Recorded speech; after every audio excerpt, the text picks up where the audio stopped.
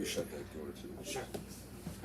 And you want to say where we are? To host this AMA for you today, we are going to be recording this so that for those who are unable to attend live, they will be able to listen to the replay.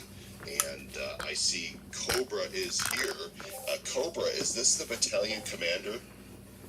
This is Garth Lyerly sitting across from the battalion commander, Mr. Sylvester Stallone, ladies and gentlemen. Thank you everybody for joining. How are you? Excellent. Hey, Sly, this is Joel. How you doing? I'm doing great, thank you.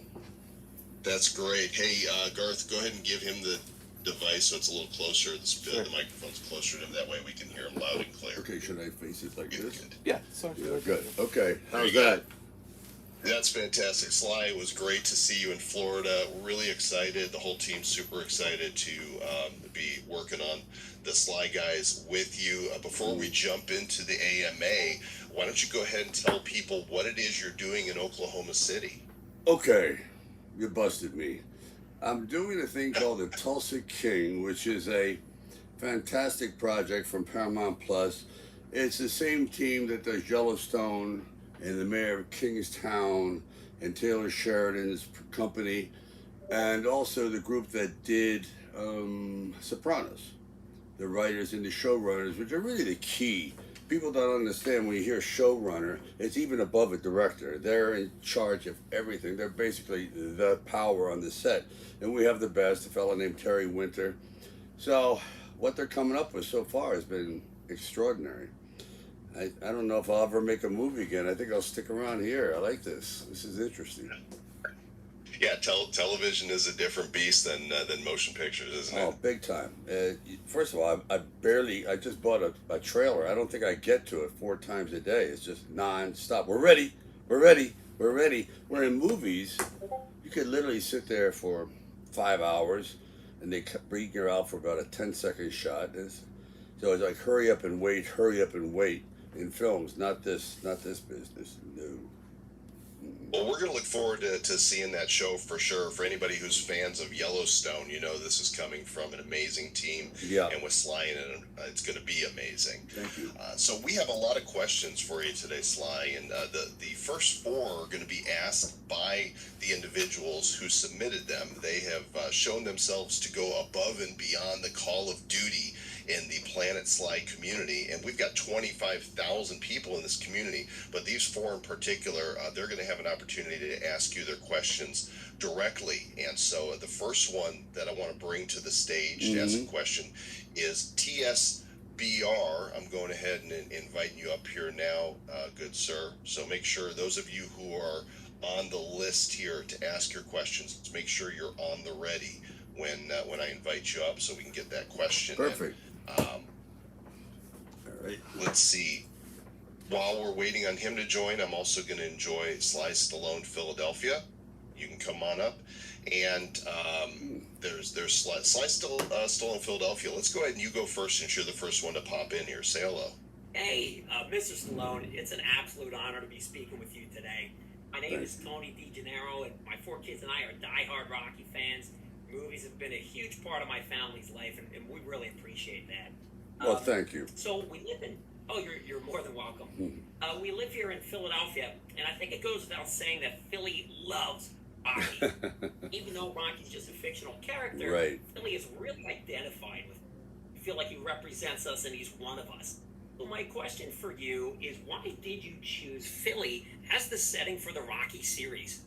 Well, that's a good question because usually the majority of these fight films that I grew up on were always seemed to be emanating from New York or Chicago, New York, Chicago, Detroit. And I had a period where I was a little bit, I guess, lost as a teenager. And I said, I don't know what I want to do with my life. And I literally, at 16, left school. And I didn't think I was going to leave it permanently, but I was just truant. I had, I guess, attention deficit. It's just hard to concentrate. It's nothing unusual, but back then they thought you were just a juvenile delinquent. So I said, okay, I'll leave. And I got a job along the waterfront, Front Street, Fishtown, and back then these were all ships and longshoremen, and I got a job driving a forklift, and 3/4 ton trucks. And I really understood that world. So jumping ahead about 5 to 10 years, I was not making it as an actor, at least not the way I thought. I was always being cast as kind of like the tough guy or the miscreant or the bully. I said, you know what, maybe I should just take this character, which is pretty limited, and write a story about him as a guy who is seen on the outside as being a wise guy, intimidating, dressing in leather, the hat, the cut-off gloves. But inside, he's really a nice guy. He's lost. He doesn't know what to do with his life. Now, we have the character. I needed a city that reflected this underdog feeling. A city that has culture, that has history, but has also been dealt some tough situations. And I thought, Philadelphia, there it is. That's a very unique city. It's respected, but it also is very, very feisty, and it's a comeback city. The athletes, the fighters, they all have a unique Philadelphia sound and look and feel. So that's why I did Philly. That's incredible. Thank you so much, Mr. Stallone. That's all. We love you here in Philly. Thank you. That's Appreciate fantastic.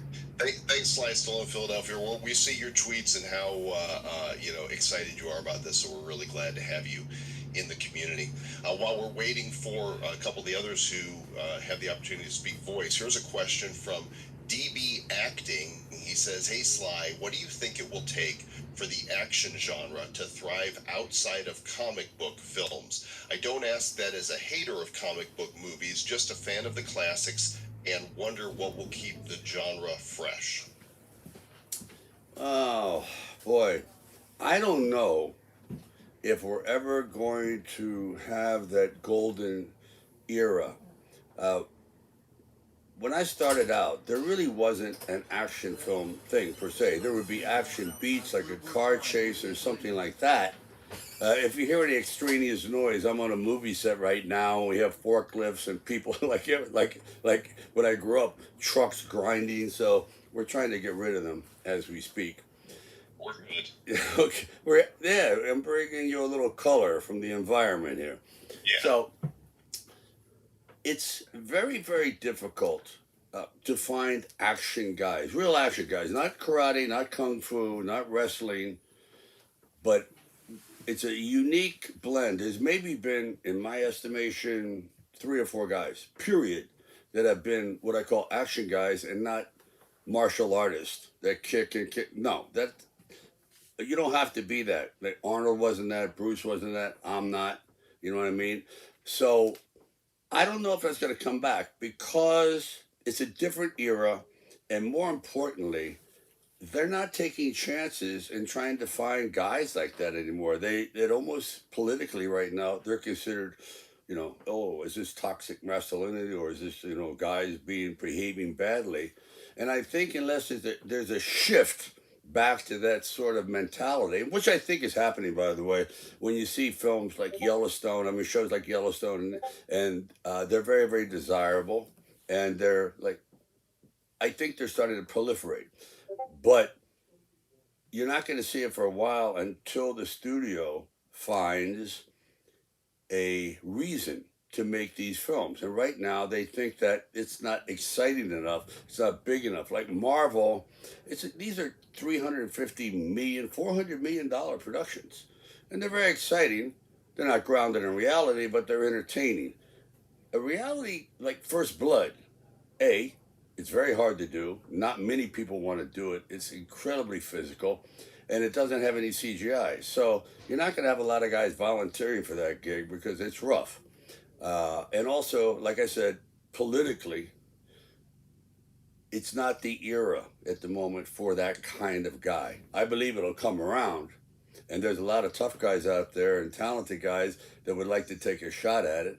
So, but at the time, I just don't think it's the time at the moment. So I'm glad to have been able to do it.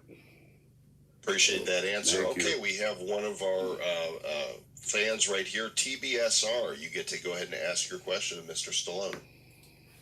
Hello, Mr. Stallone. Hi. This is a pleasure and an honor. Something I've been waiting a long time to speak with you.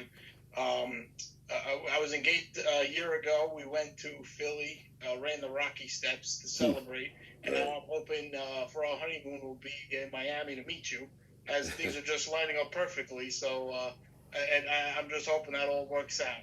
But I wanted to know, originally from Brooklyn, a big fan of Lords of Flatbush. It was a long time Right. ago, early memories. So I wanted to see if you could share one with us from early in your career and what you thought of Brooklyn at the time. Well, I was unaware of it. I mean, I grew up in Hell's Kitchen, New York, and so I never really left Manhattan.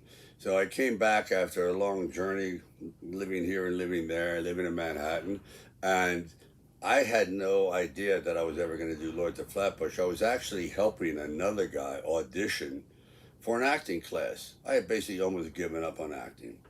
And there happened to be the director sitting in the audience, and the fella who was auditioning didn't get the job. And the director goes, "Hey, why don't you be in the film?" And I go, "I don't know." And anyway, we lost track of each other because they had no money to make this film. This film, I think, all in was maybe 200 grand at the most. And they're borrowing from their dentist, they're borrowing from their relatives. That's how the film was made, on a 16 millimeter camera. So I lost track of the guy. And he finally got his money, but he couldn't find me.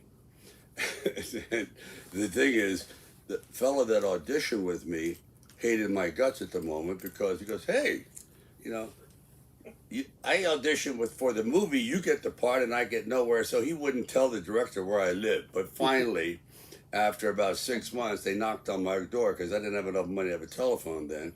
And they found me, and the rest is history. Then we got to Flatbush, and I said, "Wow, this is a whole unique experience. This was great." And before you know it, I just fell in love with the whole attitude, especially in the early 70s of Flatbush, New York. It's great. Oh, that's awesome. So thank you so much for sharing Sure, that. sure. Just amazing. Thank you. You're just a big idol of mine, and just wanted to thank you. Appreciate it. Appreciate the question, TSBR. Thanks so much. You can go ahead and we'll bring it back to the audience. I can't tell from all of the usernames here if we can have a mod to assist. I'm looking for Tribal Warrior and Kukoff that get to ask the questions. If you're not one of those two people, please lower your hand in the request to speak, and that'll help us identify you. In the meantime, we have a question from Mantis Toboggan. He says, "Yo, Sly, love your body of work. My question is, music is an integral part of our lives. A good song can make us laugh, cry, or lift weights at the gym. What are some of your favorite mood-boosting workout songs to listen to, excluding Rocky soundtracks?" What? Hey, Go to Eye of the Not Tiger. fair. that's not fair. I tend to go for a hardcore 70s rock and roll, which is to me very, very driving and animalistic. And some of the groups perhaps you've never even heard of, like White Trash, that was Edgar Winter, fantastic. You talk about driving music, that was fantastic. And then again, I vacillate to Doobie Brothers and Mike McDonald, which is not driving music, but it just keeps me, I don't know, just feeling good. And if you feel good in the gym, then you work out.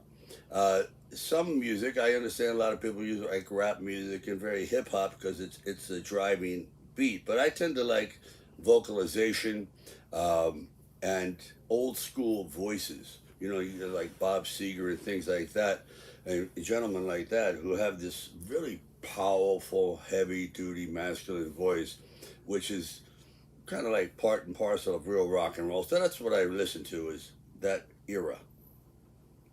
Great answer. Stan03 wants to know, who was the person that mentored you the most in Hollywood during the beginning of your acting career? Nah. Well, unfortunately, nobody.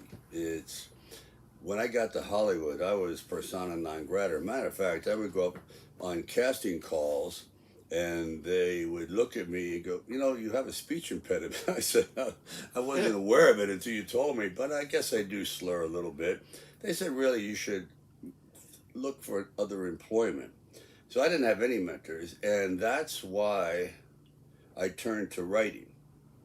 I had a couple of small parts on Kojak and Police Story at the time, and it didn't fare well. I realized I just was going to be, you know, I'll be around for a year or two, maybe doing these kinds of shows, and then I was going to be gone completely. I just felt that I didn't have the sustainability. Because why? Because well, let me just clarify this. Unless you have a character that connects big time with the audience and develops an indelible impression, such as Bruce Willis was going around, he wasn't doing so good, and then he does Die Hard. Bang. There it is, 30-year career. Arnold floundering around doing this, bang, Terminator. Me, same thing, Rocky, bang. And I realized I'm never going to find this part because it doesn't exist. So that's why I turned to writing. Now, trust me, I had no writing skills whatsoever. Never passed an English course in my life. But through trial and error and just desire, it came about. And then I just wrote about my insecurities, my dreams, my this, my that, and lo and behold, other people identified with it. So sometimes you don't need an actual on-the-ground mentor. You perhaps can take a role model or someone who said, oh yeah, this fellow here. Like when I was growing up, I was skinny. I was not imposing at all, to say the least. Then I went to see a movie called Hercules Unchained at 12 years old with Steve Reeves, and I saw the future. I said, that is the path I'm taking. I want to be like that guy, that mythical figure, which is a joke. It's an absurd dream, but it pointed me in the direction. And that's what I think mentoring is all about. Looking around until you find a fellow's career. You go, huh, I'm gonna follow his route. I'm gonna read all about him. I'm gonna try to see if I can align my stars with his stars. And that's that. That worked out well for you. Life says, Sly, I love the winning attitude you always convey in your movies. That idea of there's nothing that will hold me down. It's so inspirational to so many and so natural to you. What is it that pushes you to greatness in everyday life when you've already achieved so much? You know, what motivates you? What inspires you? I think the soul is bottomless. I don't think there's a ground zero. Oh, I hit the complete floor of my ability. I don't think that exists. I think that the more you dig deeper, the farther you go. The higher you climb, you realize, oh, wow, this mountain keeps going. It doesn't end. We sometimes try to create a scenario, well, I have nothing more to prove. That's not true. You can always prove more if you want. Quite often, you perhaps have gotten a little down on life and you say, I'm not that happy anymore. And if you're not happy, you're not going to be ambitious. So I try to keep my mood up. The point is, I believe that you've got to continue to push forward to find some, challenge. For lack of a better term, some goal. I like just taking all the cards of the deck and throwing them in the air and see what lands where. For example, I lived in California for 40 years. 4-0, big time. That's what you call a lifetime entrenched. Within 3 days, I said, I'm out of here. Gone. And one of the reasons I did that is I was settled in. I realized I was going in circles. It was the same streets, the same repetition, same people, and I go, that's not interesting. And I can feel myself, my batteries going down and down and down. Once I moved away, oh my God, you talk about stimulation. You're on fire.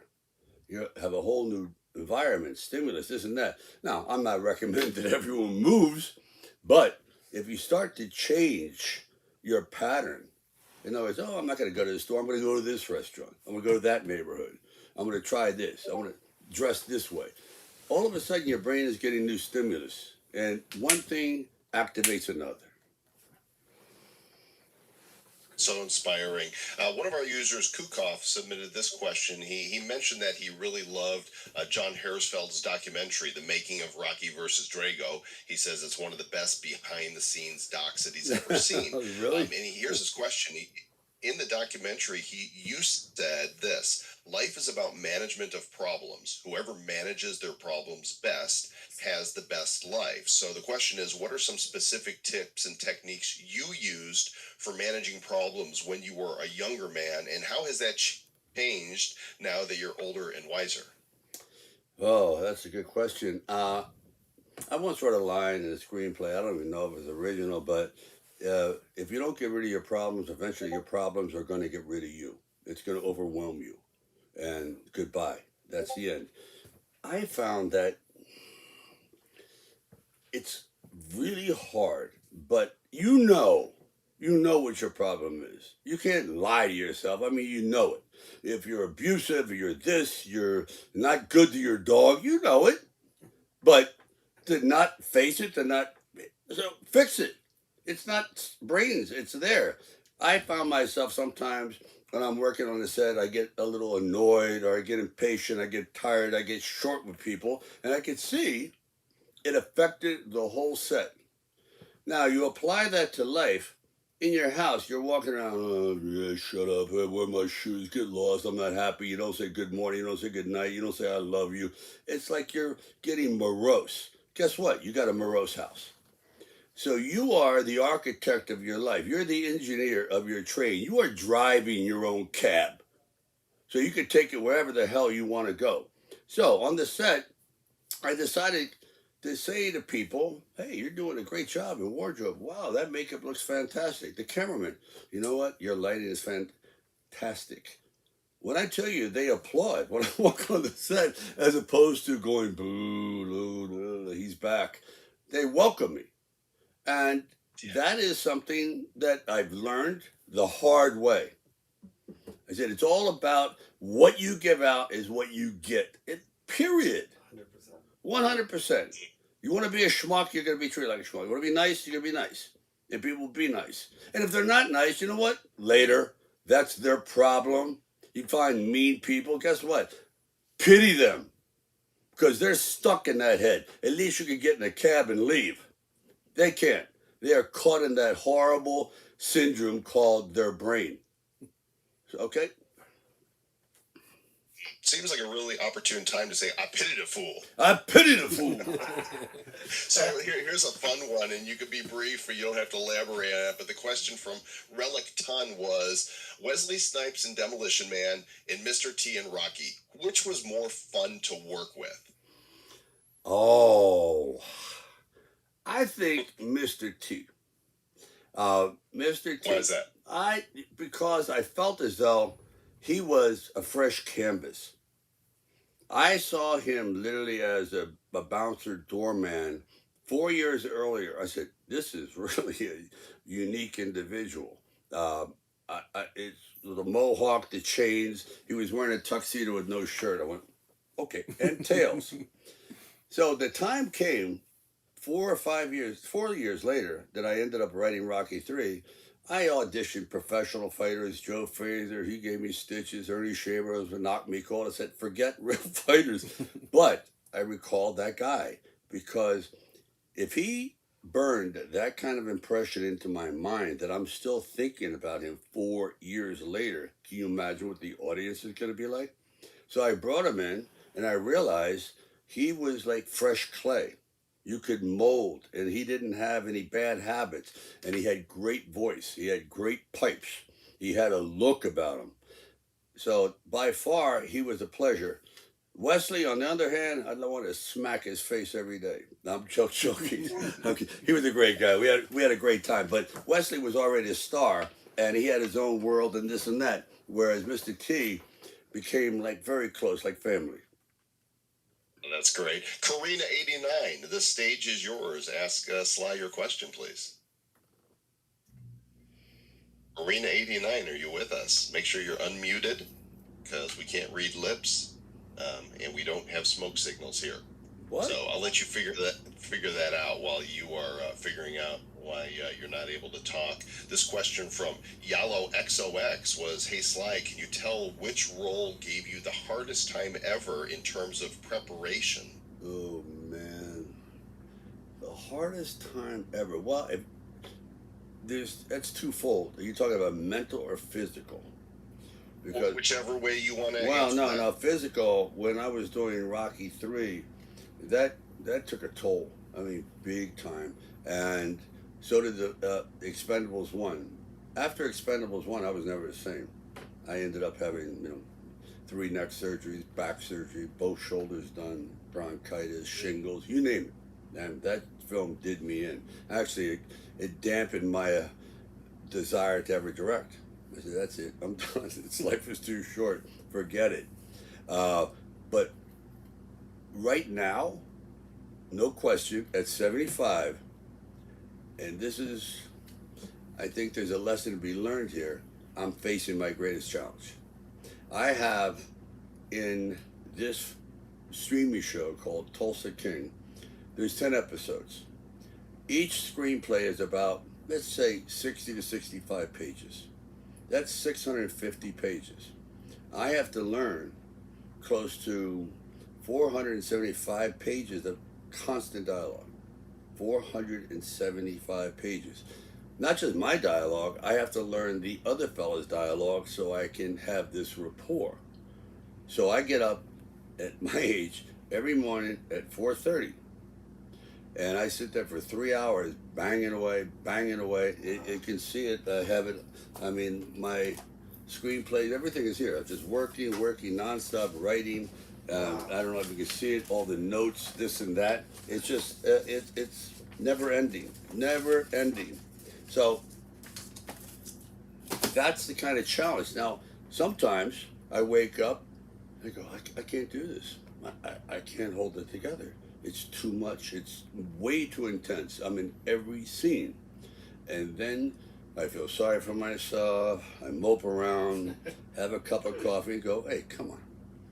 This is, it's too late now, bro. You're out. There's no coming back. You're in the middle of the tightrope. You're either going to fall off or try to get to the other side.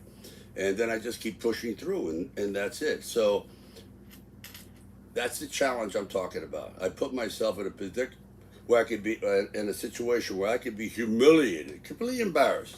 I have this giant 100 million plus show riding on my ability to remember and act. And I go, okay. And well, if there's ever any question, there's this guy who posts videos on Instagram. Hello, I'm here. Karina, you're with us. Great. Right. Go ahead and ask your question, please. It's Sly. Hello, Sylvester. I have a question. What was your reaction when you were chosen to play Rocky? What was the first part of the question? She asked, what was your reaction when you were chosen to play Rocky?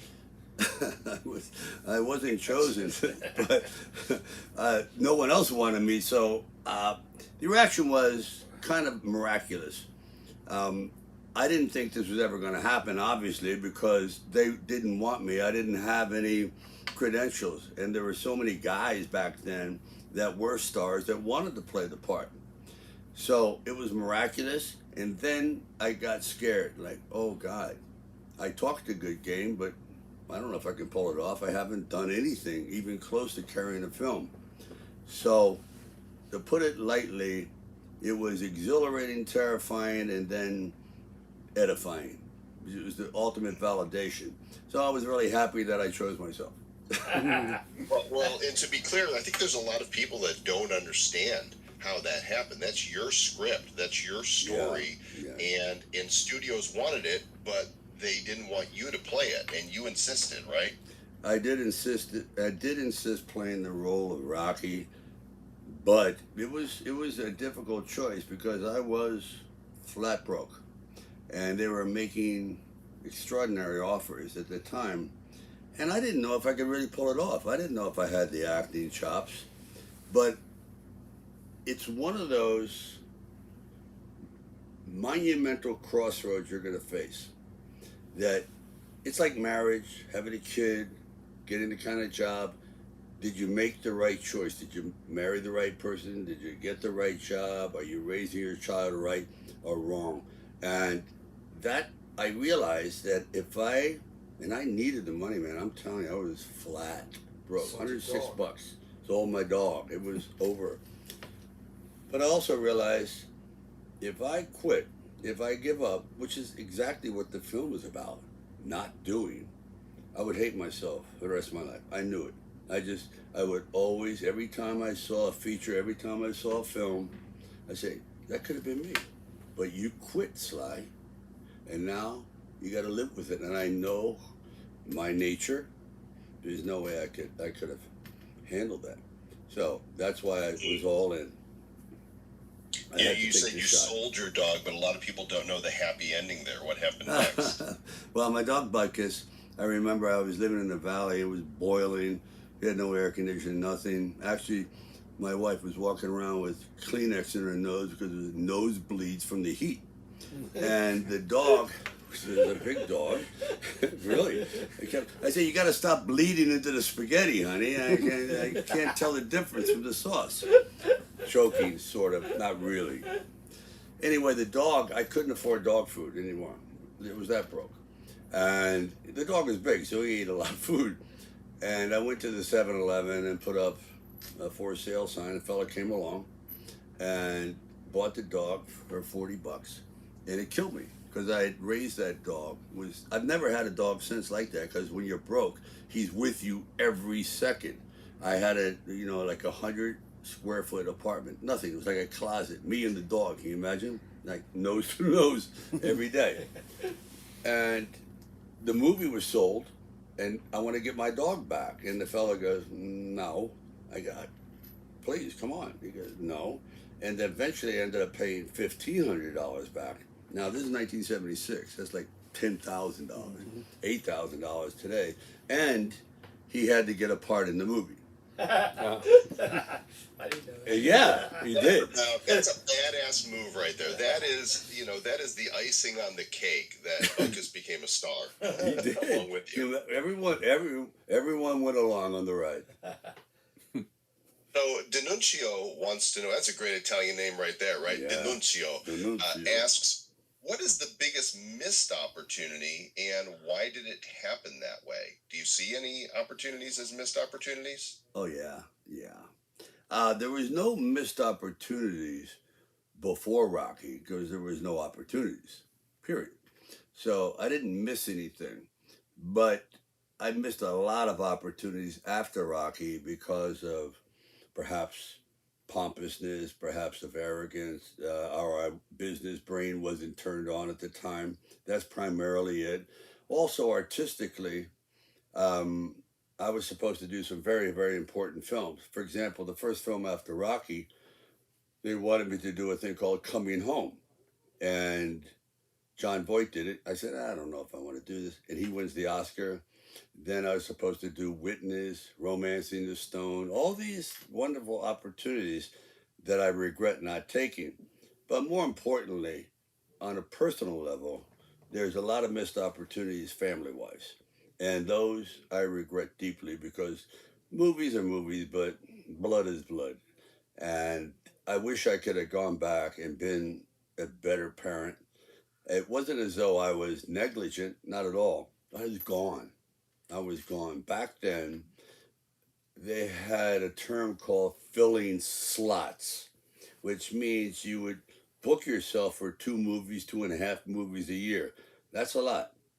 Back then, movies would go 90 to 100 days. Rambo was 140 days. So you're gone. Think about it. You're gone 200 plus days a year out of 360 days. So you come back, you almost have to wear a name tag, say, hi, I'm Dad. Remember me? Kind of a thing. And you can't get that back. So right now, I am really embracing time. I use the term time as my currency, and I'm spending it wisely now because I squandered a lot of time. So that's the name of that. I hope everybody reads between the lines clearly on that one. I mean, it's year 75 now, and you've done a lot of amazing things, and it seems to me family is still, that is the most important thing. It's not Oh, about the fame by or far. money or any of that. Yeah, it's true. No, it's not money. I mean, that's, I can't take that, to hell where I'm going. I can't take that with me.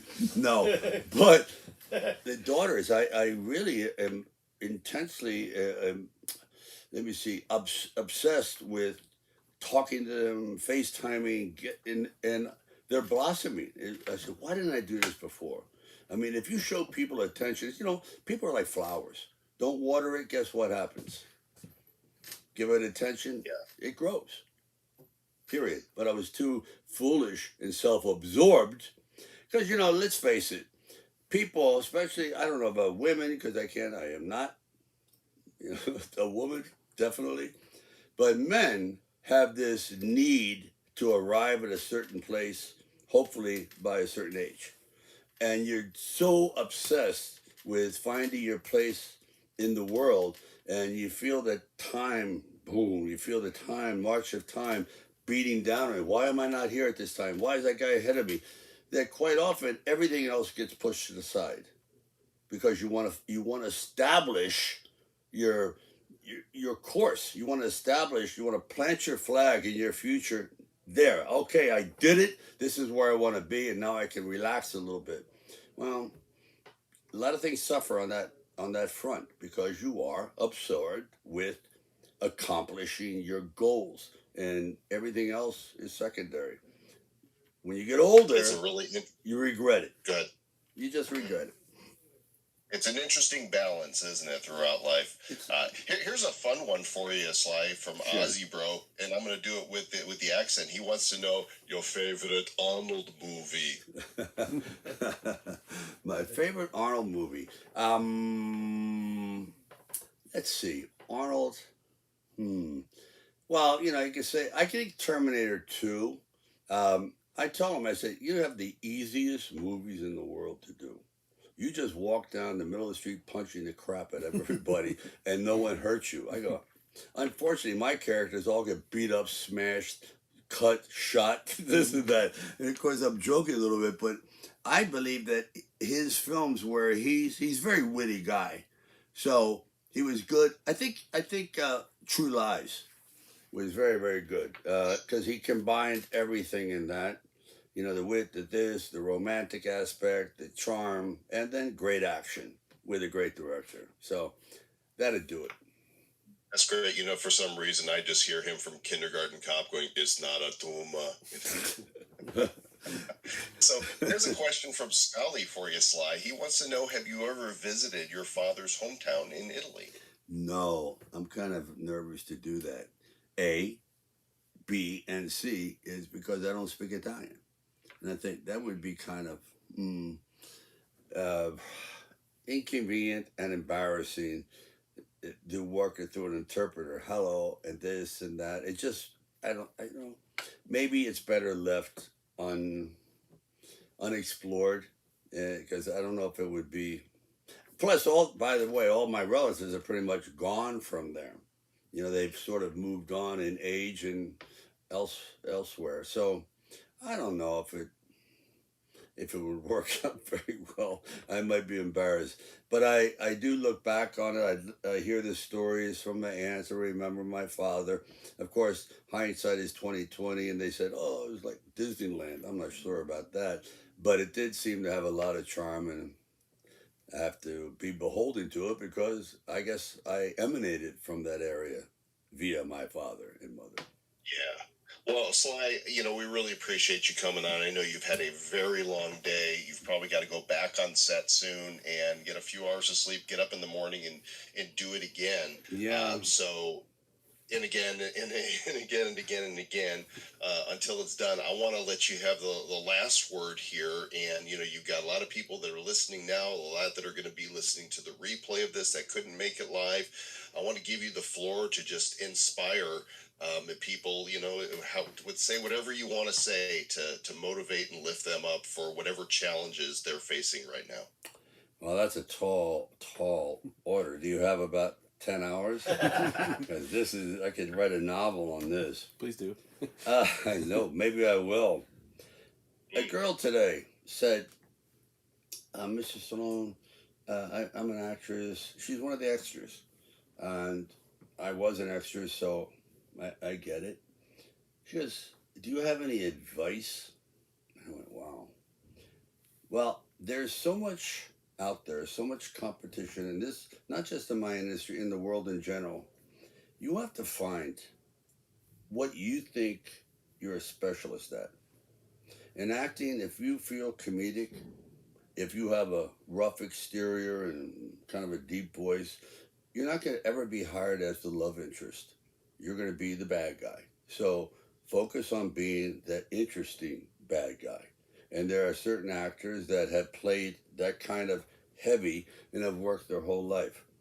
I think in the real world, you have to say, what can I do that I really enjoy and I'm fairly good at? I may not make a fortune, but I like going to work every day because this sort of interests me. And when you take a job just for money, which often you have to, it's just a placeholder. You're not emotionally attached. It's like being in a relationship with someone that you don't love anymore, and you know how that goes. So find something that you love or you think you can grow to love, and focus on that. And I know I'm simplifying it, but I promise you. For example, if I didn't make it as an actor, I go, okay, that was a big possibility. What would you have done, Sly? And I go, I love horses. I love the smell of them. I love this. I love that. I love the way they look. I would have gotten a job, I don't care, in a barn, a trainer, something, selling saddles, something in that world that I just have an affinity towards. That's about it. That's great. Well, we wish you the best with your shoot there for Tulsa King. Are you able to say which streaming service is going to feature it? Yeah, it's going to be on Paramount Plus, folks. Paramount Plus, forget everything else. Go to Paramount Plus because in the future they are pouring a fortune into their business and they're developing incredible shows. Their streaming service is second to none. And not much is saying that because they're on Paramount Plus. Matter of fact, my daughters have a reality show coming up. We're going to start filming this. By the way, I've never said this to anyone because it's on. It's done by Bruno Murray, who were the force behind the Kardashians, and it's a very, very strong lineup.